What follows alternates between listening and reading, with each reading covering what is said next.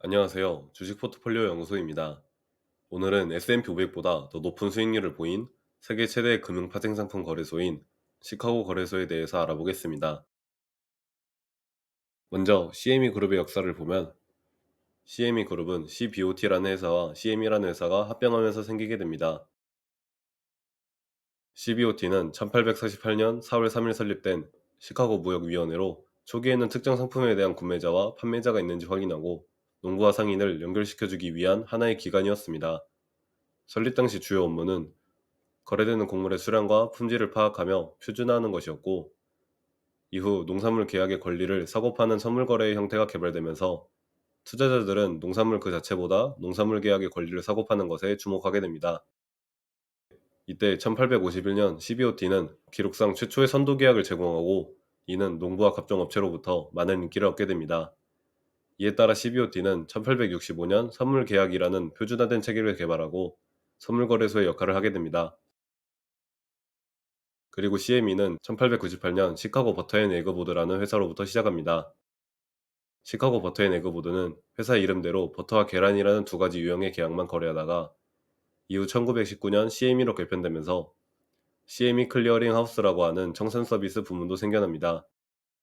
그 다음부터 CME는 냉동 저장 육류, 외화, 지수 선물 등 다양한 거래를 제공하게 되고, 1992년 CME가 자체 개발한 플랫폼을 통해 최초의 전자선물 거래가 이루어집니다.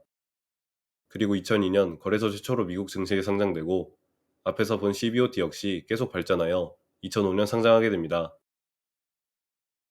그리고 마침내 2007년에 CBOT와 CME가 공식적으로 합병하면서 우리가 알고 있는 현재의 CME 그룹이 완성됩니다. 합병 이후에는 여러 회사를 인수해 나갔습니다. 2009년 뉴욕 상업거래소를 인수하고, 2012년에는 캔자스 시티 보드를, 2018년에는 영국의 NEX를 인수하면서 시장에서의 입지를 더 강화합니다.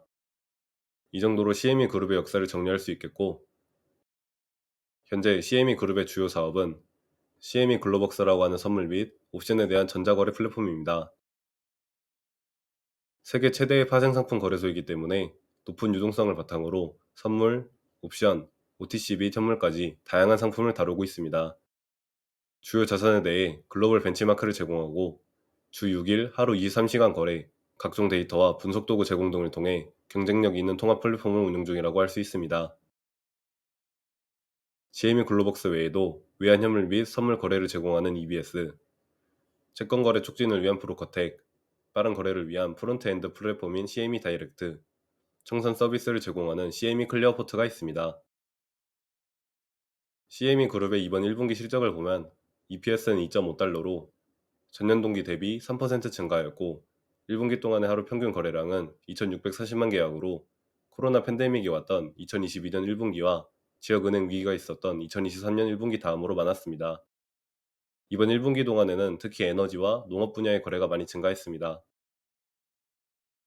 최근 4년 동안 1분기 EPS는 계속 증가 추세입니다.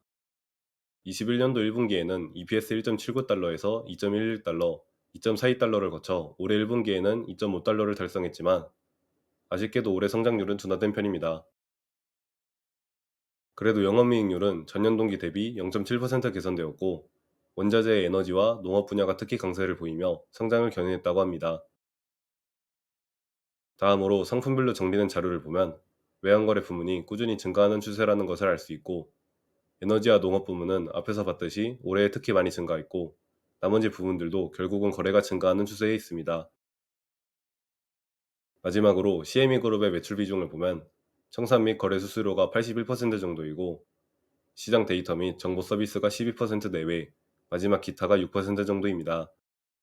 따라서 각종 플랫폼을 바탕으로 점유율만 지키면 매년 금융 파생상품 시장이 커지면서 거래가 증가해 자연스레 매출은 계속해서 증가할 것으로 전망됩니다.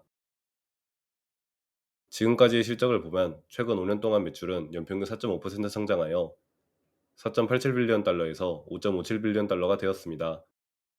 그리고 주당 순이익 EPS를 보면 2019년 한 주당 6.8달러에서 2023년에는 9.34달러까지 성장하였고, 올해 예상 EPS는 9.79달러로 이는 전년 대비 4.8% 증가한 수치입니다. CME의 주가는 꾸준히 상승하여 현재 주가는 211.4달러로 하나 약 29만 원이며, 시가총액은 하나 약 103조 원 규모입니다.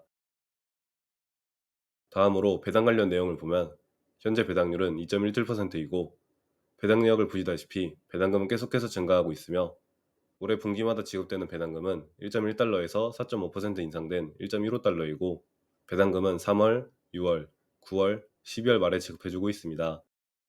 그리고 CME는 거의 매년 1월 초에 특별 배당금을 지급하고 있는데 올해 1월 지급된 특별 배당금은 5.25달러로 이는 배당률 2.5%에 달합니다. 밸류에이션 지표인 향후 12개월 예상 PER은 21.6으로 최근 5년 예상 PER 차트를 보면 현재 값은 딱 차트의 하단으로 22년도 6월부터는 꽤나 낮은 밸류에이션을 받고 있습니다. 현재 S&P 500의 PER이 27.58이기 때문에 현재 구간은 큰 부담은 없는 밸류에이션인 것 같습니다. 하지만 주식 수는 최근 5년 동안 소폭 증가하였습니다. 700만 주가량 증가하였고 이는 2% 정도 증가한 수치입니다. 마지막으로 S&P 500 ETF인 SPI와 과거 데이터를 비교해보면 연평균 수익률은 CME가 14%, SPI가 12%이고 최대 하락률은 CME가 30%, SPI가 24%로 수익률은 CME가 더 높지만 안정성은 SPI에 비해 좀 더 안 좋은 모습을 보였습니다. 초기 투자금 1만 달러는 CME에 투자했을 때는 3만 4천 달러가 되었고 SPI에 투자했을 때는 2만 9천 달러가 되었습니다. 이렇게 오늘은 세계 최대 금융상품 거래소인 시카고 거래소에 대해서 알아보았습니다. 선물과 옵션 거래에 있어서는 가장 경쟁력 있는 플랫폼을 보유 중이고 시장 진입 장벽도 크기 때문에 계속 성장해 나갈 것으로 예상됩니다. 게다가 밸류에이션도 저렴한 구간이라 확실히 매력적이지만 이번 1분기 실적 성장이 둔화된 점은 확실히 신경이 쓰이는 것 같습니다. 그럼 이상으로 도움이 되셨길 바라며 영상을 마치겠습니다. 감사합니다.